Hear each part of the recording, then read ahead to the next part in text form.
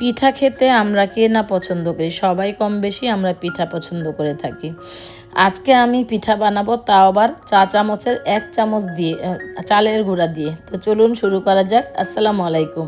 চলে আসলাম দারুণ একটি রেসিপি নিয়ে। সবাই ভালো আছেন? আমিও আলহামদুলিল্লাহ ভালো আছি। আজকে আমি দারুণ মজার একটি পিঠা রেসিপি তৈরি করব। তো এখানে আমি সাবু নিয়েছি হাফ কাপ। তো আপনারা চাইলে বেশি নিতে পারেন, আমি হাফ কাপ নিয়েছি। তো আমি এখন একটা ব্লেন্ডারে এটাকে গুঁড়ো করে নেব। তো আমি ব্লেন্ডারে গুঁড়ো করে নিয়ে একটা বাটিতে ঢেলে নিচ্ছি। তো দেখতেই পাচ্ছেন আমি যেরকম গুঁড়োটা করেছি, আপনারা চাইলে এর চেয়ে মিহিও করতে পারেন, তবে এমন একটা গুঁড়ো হলেও চলবে। তো এখানে আমি অল্প অল্প পানি দিয়ে ডো তৈরি করে নিব, একটা ডো তৈরি করে নিব আর কি। তো দেখতে থাকুন আমি কিভাবে ডোটা তৈরি করছি। তো অল্প অল্প পানি দিয়ে কিন্তু ডোটা তৈরি করছি আমি। তো এইভাবে মেখে একটা ডো তৈরি করে রেখে দিব। তো ঢাকনা দিয়ে ঢেকে আমি 10 মিনিটের জন্য রেস্টে রেখে দিব।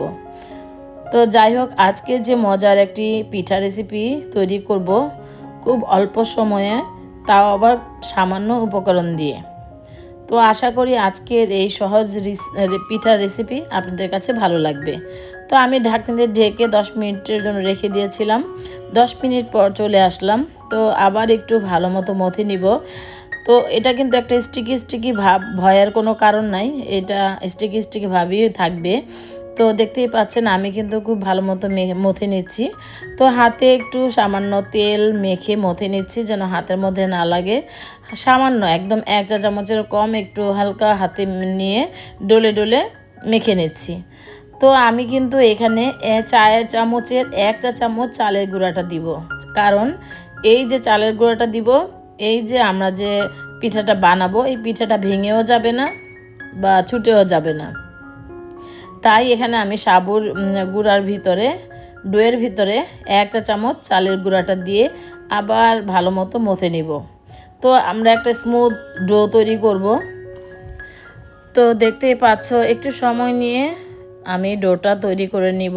তো তোমরা একটু ধৈর্য সহকারে একটু সময় নিয়ে ডোটাকে ভালো মতো মথে নিবে।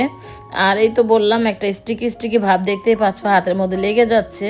তো এটাতে ভয় পাবার কোনো কারণ নাই। তো আমি কিন্তু সামান্য একটু হাতের মধ্যে তেল মেখে মেখেই কিন্তু আমি ডোটা তৈরি করছি যেন হাতের মধ্যে না লাগে। তো একটা সুন্দর একটা ডো তৈরি হয়ে যাচ্ছে, তোমরা দেখে নিশ্চয়ই বুঝতে পারতেছো। যাই হোক, এভাবে একটা তোমরা ডো তৈরি করে নিবে। তো তোমরা যদি বেশি পরিমাণে বানাতে চাও তাহলে কিন্তু বেশি করে নিবে। আমি যেহেতু হাফ কাপ নিয়েছি, তোমরা চাইলে এখানে 1 কাপ নিতে পারো। আর এইটা বাচ্চারা তো এত পছন্দ করবে যেটা বলে বোঝাতে পারবো না। আমার ঘরে যে বাচ্চারা ছিল ওরা তো অনায়াসেই মুখে দিছে আর গিলে ফেলছে, মুখে দিছে আর গিলে ফেলছে। আমার ছোট্ট সাফি বলতেছে, তুমি এটা কিভাবে বানিয়েছো আমাকে বলো। আমি বললাম তুমি আমার রেসিপি দেখো আমি কিভাবে বানিয়েছি। আশ্চর্য হয়ে গিয়েছিলাম ও যখন এটা খেয়ে তখন আমাকে যখন প্রশ্ন করলো। তো ছোট একটা বাচ্চা, তো এই ধরনের রেসিপি দেখলে, পিঠা দেখলে দেখবেন বড়রা আপনার কাছে রেসিপি চাইবে কিভাবে বানিয়েছেন। যেহেতু ছোট একটা বাচ্চা আমাকে প্রশ্ন করতে পারে তুমি এটা কিভাবে বানিয়েছো, তো আপনারা নিশ্চয়ই বুঝতে পেরেছেন যে বড়রা কিন্তু আপনার পিছন পিছন ঘুরবে এই রেসিপির জন্য। যাই হোক, তোমাদেরকে দেখিয়ে দিচ্ছি আমি ছোট ছোট করে গোল গোল করে বল বানিয়ে নিচ্ছি। চাইলে তোমরা 2টা 3টা একসাথে বানিয়ে নিতে পারো একটা হাতের তালুতে, যেহেতু এগুলি বানাতে একটু সময় লাগে। তো আমি একসাথে 3টা বল বানিয়ে নিচ্ছি, সেটাও তোমাদের সাথে দেখিয়ে দিচ্ছি। একসাথে 2টা 3টা করে অনায়াসে খুব তাড়াতাড়ি বানিয়ে নিতে পারবে এভাবে। আমি কিন্তু হাতের মধ্যে একটু তেল মেখে নিয়েছি, তো খুব সহজেই কিন্তু বলগুলি তৈরি হয়ে যাচ্ছে আর কি। সবগুলি বল বানানো হয়ে গেছে, আমি চলে যাব রান্নাঘরে। আগে থেকে একটা হাঁড়ির মধ্যে আমি কিছুটা পানি বসিয়ে রেখে দিয়েছি। তো চলো আমি কতটুকু পানি বসিয়ে দিয়েছি তোমাদেরকে বলে দিচ্ছি। তো এখানে আমি প্রায় 2 কাপের মতো পানি বসিয়ে দিয়েছি। পানিটা যেহেতু গরম হয়ে লাগবে, হালকা গরম পানিতে কিন্তু দেওয়া যাবে না বা ঠান্ডা পানিতে দেওয়া যাবে না। তো গরম পানির মধ্যেই বলগুলি ছাড়তে হবে। তার আগে আমি একটু ফ্লেভারের জন্য একটা এলাচ, একটা দারচিনি দিয়ে দিলাম। তো দিয়ে এর মধ্যে বলগুলি কিন্তু আমি দিয়ে দিচ্ছি। তো এভাবে 10 মিনিট রেখে দিব। তো দেখবে আস্তে আস্তে এগুলি কিন্তু যখন হয়ে যাবে আস্তে আস্তে সিদ্ধ হওয়ার সময় দেখবে উপরে ভেসে এসেছে। তো যাই হোক, আমি বলগুলি দেখতেই পেলে সবগুলি দিয়ে দিলাম এক এক করে। তো একটু নেড়ে চেড়ে দিব আর কি, একটু পর পর আমি নেড়ে চেড়ে দিচ্ছি আর কি হালকা। তো 10 মিনিট পরে দেখবে অটোমেটিকলি বলগুলি উপরের দিকে ভেসে আসবে। দেখতেই পাচ্ছ বলগুলি কিন্তু অটোমেটিক উপরের দিকে ভেসে উঠেছে। তো আমি নাড়াচাড়া দিচ্ছি। এটা যখন সিদ্ধ হবে তখন আমি স্বাদ মতো চিনি দিয়ে দিব।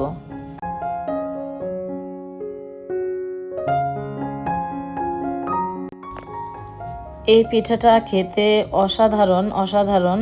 আমার কাছে তো বেশ ভালোই লেগেছে। তোমরা একবার হলেও ট্রাই করবে। খুব সামান্য উপকরণ দিয়ে কিন্তু এই পিঠাটা তৈরি হয়ে গেছে। অতিথি আপ্যায়নে কিন্তু তোমরা এই পিঠাটা বানিয়ে নিতে পারো। তো আমি এলাচ দারচিনি দিয়েছিলাম সে একটু ফ্লেভারের জন্য, তো সেটাকে কিন্তু আমি উঠিয়ে ফেলে দিলাম দেখতেই পেলে। তো প্রায় 90% কিন্তু হয়ে গেছে, আর কিছুক্ষণ পর আমার এটা হয়ে যাবে। তো দেখবে একটা কাচের মতো স্বচ্ছ কাচের মতো দেখা যাচ্ছে। হয়তো বা ক্যামেরা এত বোঝা যাচ্ছে না, কিন্তু অনেক সুন্দর স্বচ্ছ কাচের মতো দেখা যাচ্ছিল। তো আমি এখানে কিন্তু স্বাদ অনুযায়ী চিনি দিয়ে দিলাম। তো তোমাদের স্বাদ অনুযায়ী তোমরা চিনি দিয়ে দিবা। তো আমি চিনি দিয়ে নেড়ে চেড়ে এখন গুঁড়ার দুধ দিয়ে দিব আমি এটাকে। তো আমি কিন্তু আমার পছন্দ অনুযায়ী গুঁড়া দুধটা দিয়ে দিচ্ছি। আমার এই চামচটা দিয়ে বড় একটা চামচ গুঁড়া দুধ দিয়ে দিলাম। তো আমি স্বাদে আরেকটু ভালো করার জন্য, স্বাদটাকে আরেকটু বাড়িয়ে দেওয়ার জন্য আমি এখানে একটু কনডেন্স মিল্ক ব্যবহার করেছি। তো এটা স্কিপ করতে পারো, চাইলে করতেও পারো, না দিলে কোনো সমস্যা নাই। স্বাদের কিন্তু একটু হয়তোবা তারতম্য হবে, কিন্তু একদম বেশি খারাপ লাগে না। যাই হোক, আমি কিন্তু দুধটা দিয়ে খুব ভালো মতো নেড়ে চেড়ে নিচ্ছি, দেখতেই পাচ্ছ।